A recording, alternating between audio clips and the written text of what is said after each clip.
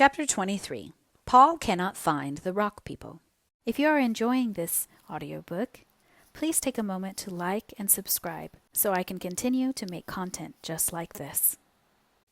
Life was very pleasant in Avonlea that summer, although Anne, amid all her vacation joys, was haunted by a sense of something gone which should be there. She would not admit, even in her inmost reflections, that this was caused by Gilbert's absence. But when she had to walk home alone from prayer meetings and Avis powwows while Diana and Fred and many other gay couples loitered along the dusky, starlit country roads, there was a queer, lonely ache in her heart which she could not explain away. Gilbert did not even write to her, as she thought he might have done. She knew he wrote to Diana occasionally, but she would not inquire about him, and Diana, supposing that Anne heard from him, volunteered no information. Gilbert's mother, who was a gay, frank, light-hearted lady, but not overburdened with tact, had a very embarrassing habit of asking Anne, always in a painfully distinct voice, and always in the presence of a crowd, if she had heard from Gilbert lately. Poor Anne could only blush horribly and murmur, "Not very lately," which was taken by all, Mrs. Blythe included, to be merely a maidenly evasion. Apart from this, Anne enjoyed her summer. Priscilla came for a merry visit in June, and when she had gone, Mr. and Mrs. Irving, Paul, and Charlotta the Fourth came home for July and August. Echo Lodge was the scene of gaieties once more, and the echoes over the river were kept busy mimicking the laughter that rang in the old garden behind the spruces. Miss Lavendar had not changed, except to grow even sweeter and prettier. Paul adored her, and the companionship between them was beautiful to see. "But I don't call her mother just by itself," he explained to Anne. "You see, that name belongs just to my own little mother, and I can't give it to anyone else.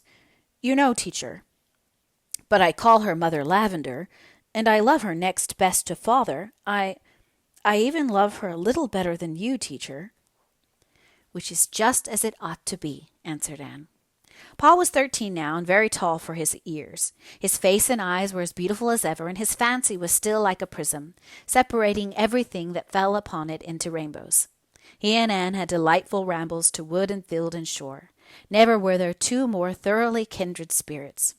Charlotta the Fourth had blossomed out into young ladyhood. She wore her hair now in an enormous pompadour, and had discarded the blue ribbon bows of auld lang syne, but her face was as freckled, her nose as snubbed, and her mouth and smiles as wide as ever. "You don't think I talk with a Yankee accent, do you, Miss Shirley, ma'am?" she demanded anxiously. "I don't notice it, Charlotta." "I'm real glad of that. They said I did at home, but I thought likely they just wanted to aggravate me. I don't want no Yankee accent. Not that I've a word to say against the Yankees, Miss Shirley, ma'am. They're real civilized, but give me old P.E. Island every time." Paul spent his first fortnight with his grandmother Irving in Avonlea. Anne was there to meet him when he came, and found him wild with eagerness to get to the shore. Nora and the Golden Lady and the twin sailors would be there. He could hardly wait to eat his supper. Could he not see Nora's elfin face peering around the point, watching for him wistfully? But it was a very sober Paul who came back from the shore in the twilight. "Didn't you find your rock people?" asked Anne. Paul shook his chestnut curls sorrowfully. "The twin sailors and the Golden Lady never came at all," he said. "Nora was there, but Nora is not the same, teacher. She is changed." "Oh, Paul, it is you who are changed," said Anne. "You have grown too old for the rock people. They like only children for playfellows. I am afraid the twin sailors will never again come to you in the pearly, enchanted boat with a sail of moonshine, and the Golden Lady will play no more for you on her golden harp. Even Nora will not meet you much longer. You must pay the penalty of growing up, Paul. You must leave fairyland behind you." "You two talk as much foolishness as you ever did," said old Mrs. Irving, half indulgently, half reprovingly. "Oh, no, we don't," said Anne, shaking her head gravely. "We are getting very, very wise, and it is such a pity. We are never half so interesting when we have learned that language is given us to enable us to conceal our thoughts." "But it isn't. It is given us to exchange our thoughts," said Mrs. Irving seriously. She had never heard of Talleyrand and did not understand epigrams. Anne spent a fortnight of halcyon days at Echo Lodge in the golden prime of August. While there, she incidentally contrived to hurry Ludovic Speed in his leisurely courting of Theodora Dix, as related duly in another chronicle of her history. Arnold Sherman, an elderly friend of the Irvings, was there at the same time, and added not a little to the general pleasantness of life. First Chronicles of Avonlea.